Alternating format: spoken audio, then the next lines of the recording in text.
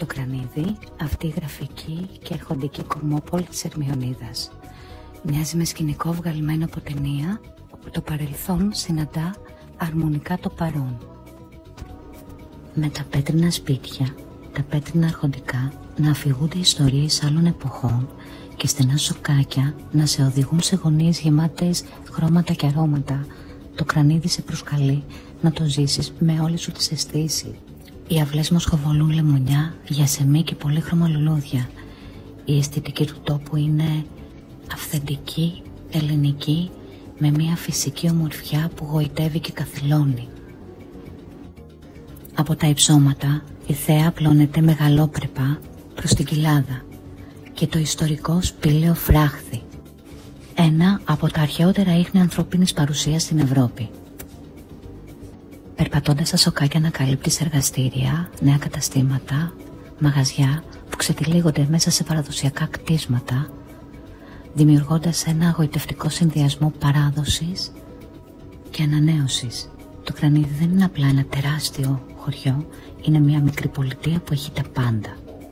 Σύγχρονες υπηρεσίες, ομορφιά, ιστορία, πράσινο, πολιτισμό και ανθρώπους με μεράκι. Σε κάθε γειτονιά μία πέτρινη εκκλησία στέκει, φρουρός και σημείο αναφοράς, σηματοδοτώντας το πνεύμα του τόπου, την πίστη και την ιστορική του συνέχεια. Σε απόσταση αναπνοής, από πανέμορφες παραλίες, το κρανίδι είναι ιδανική βάση για να γνωρίσεις την Ερμιονίδα. Έναν τόπο με ζωή, ιστορία, αρώματα και αυθεντικές εμπειρίες. Ένας προορισμός που δεν ξεχνιέται και πάντα σε καλεί να επιστρέψεις.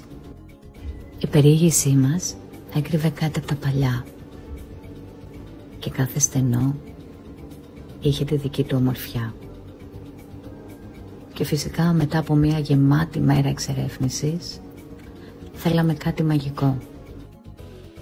Και έτσι ένα λιχνάρι και 3 ευχές. Και να είμαστε στον Αλαντίν, ένα στέκι γνωστό σε όλη την περιοχή.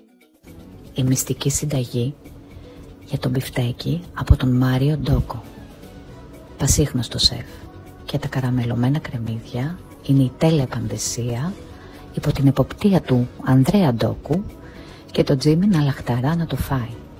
Ένα μπέργκερ ζουμερό όπως ο ίδιος. Και έρχεται συνέχεια με λαχταριστό γύρο για υπέροχο σουβλάκι, μοναδικό όπως κι εσείς. Αλαντίν, ένα σημείο που αξίζει να επισκεφτείτε και να γευτείτε.